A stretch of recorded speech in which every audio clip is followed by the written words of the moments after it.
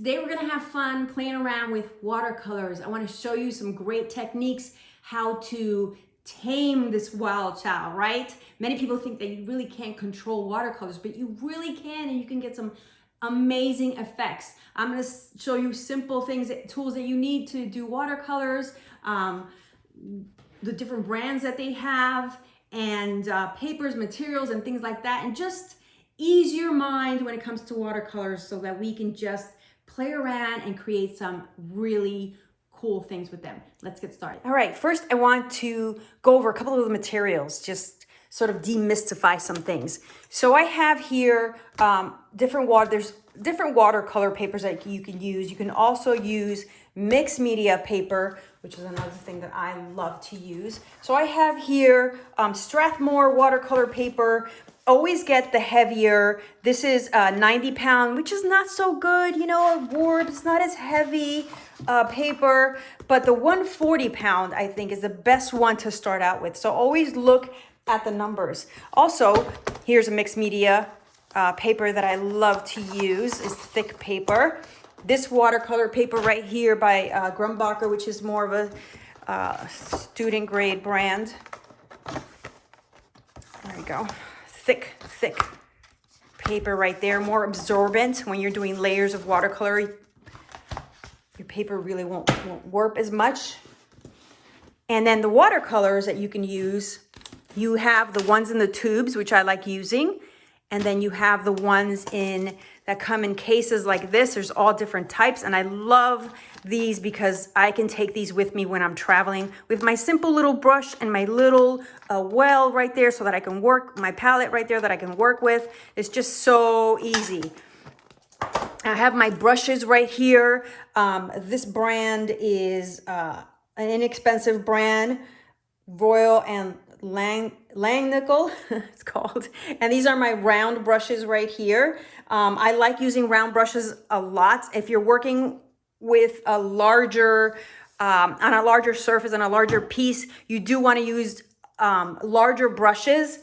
And I always tell my students, just try the brushes out, different types of brushes, and see watercolor brushes, different sizes, and see what, you know, because you're going to need different size brushes depending on what project you're going to be using. I have paper towels right here to clean my brushes. I have my water. I also have a water bin that you can see that I use a lot. And these are about, I'm going to say, $10, $12 at the art supply store. You can find them at Michael's. These come in really handy. I put my brushes up here, have my 2 bins to use instead of 1. It's just really cool. Another thing that I like using is art masking fluid. So this is really good to use when you want to control certain areas. You don't want paint to get on certain areas, so you just mask them and then just peel it off. And I'll show you how to use that. Another tool that I love to use is a color wheel. This is really good for beginners because it gives you the color, what you'll get if you mix certain colors together. So it just makes it so much easier. And it has the values right there for you. So this is a great guide to use when you're mixing colors and you really want to learn more about colors. Okay, for setup. Really simple. You don't need much to start. You just need your watercolor pad or paper. You need your watercolors. I'm just going to use this simple travel watercolor kit that I love to use. It even has a brush in there for you. Water. You will need to clean your brush in between colors. That's very important. And your brushes. For this, I'm going to be using round brushes and paper towels to clean your brushes as you go along, and I'll show you that in just a second. Now I want to start out with using very little water so that I can control the medium. I don't want to dilute it. I want to use it at full capacity. So I'm just using very little water. I'm going to pick up this green color. Let's just check it. Really heavy, as you can see. And I'm going to do a pear. And I'm just going to sort of draw with it. And when I'm drawing with watercolor, of course you can use a graphite pencil, whatever you feel comfortable with. I just want to give you the idea of how you can control the watercolor.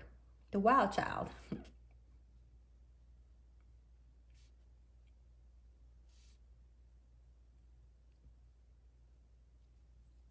Just like that. Clean my brush in between, and then use a darker brown color, like burnt umber, for the stem.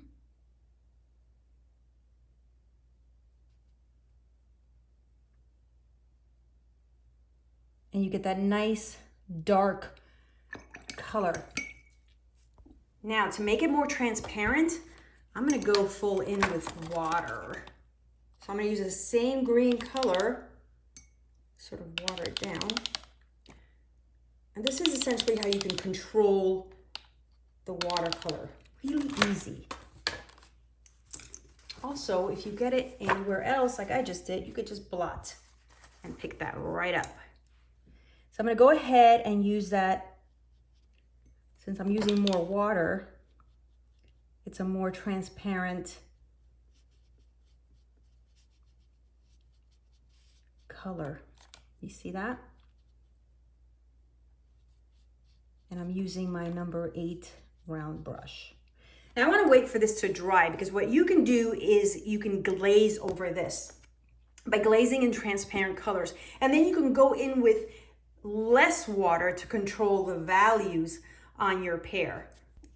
Okay, it's fully dry. Now I can go ahead and glaze another color. Now you can get really creative and do a different color. But before I go and do that, I just want to sort of draw in as if we cut it in half, and you can see the seed. So, actually I'm not gonna use that green color. I'm gonna use a darker color. Clean my brush.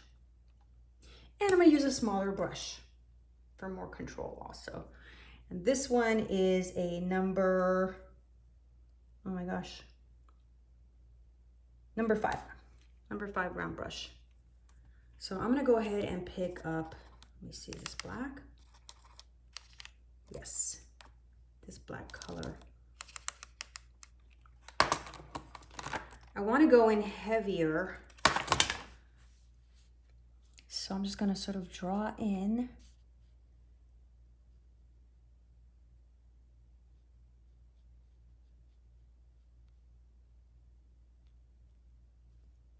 There we go. Clean my brush, use some of that brown color. There we go. Not much water, and just do sort of a little faint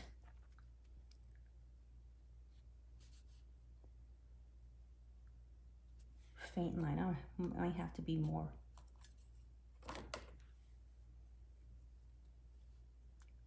You open a pear, this is what it looks like. And I'm just going straight in. I'm not even adding any water. See that?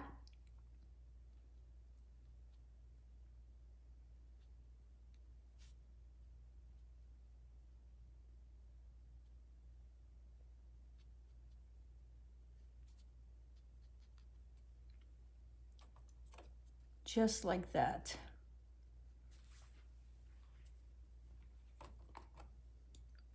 Okay, I'm using my number 8 round, and I'm gonna go ahead with more green, but I'm adding water because I want it to be more transparent.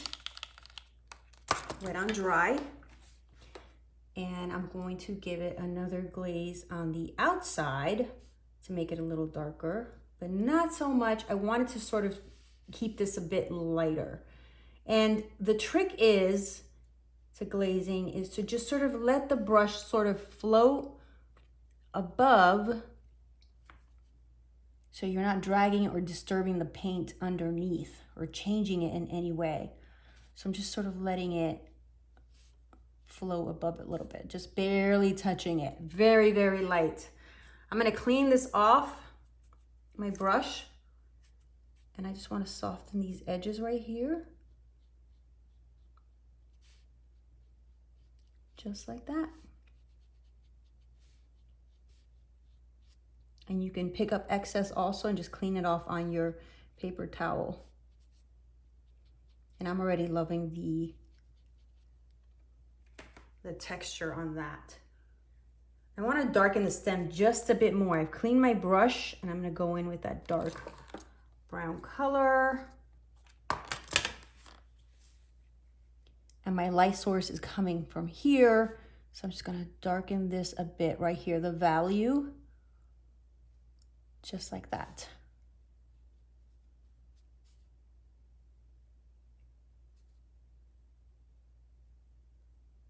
And then just highlight that. I'm going to also work on creating a cast shadow. And I don't have a lot of water on my brush, so I'm able to control this. And my cast shadow is going this way. And as you can see that as I'm pulling away, it gets lighter.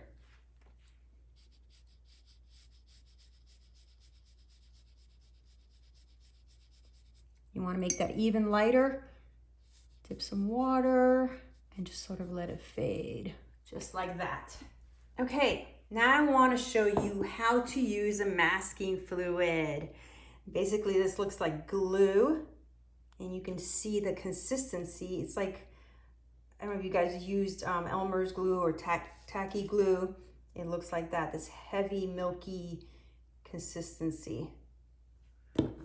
Okay, I'm using my number 3 round brush to do this, and you want to wash your brush right away after using this. So I made a line right there just to sort of have something for my pear to sit on. Actually, I want it to be a little bit bigger. So I'm gonna go higher. That was way too low. But I'm just basically dipping my brush, and I'm going above. And I'm just gonna do a little bit of this just to show you. I'll do one side actually. You wanna place it in the area that you don't wanna get any color on.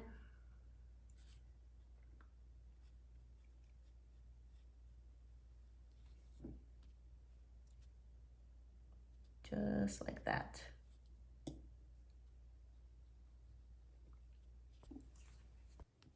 So my masking fluid is dry and it feels a little rubbery. So what I'm going to do is apply a little bit of background wash. And I think I'm going to use a blue color. I am using more water just to give it more of a water effect here. Painterly effect, I should say. And I went ahead and put some masking fluid on the edges of my pear. So I just want to show you something real quick. Here is very little water going near my pear. You can see how intense the color is.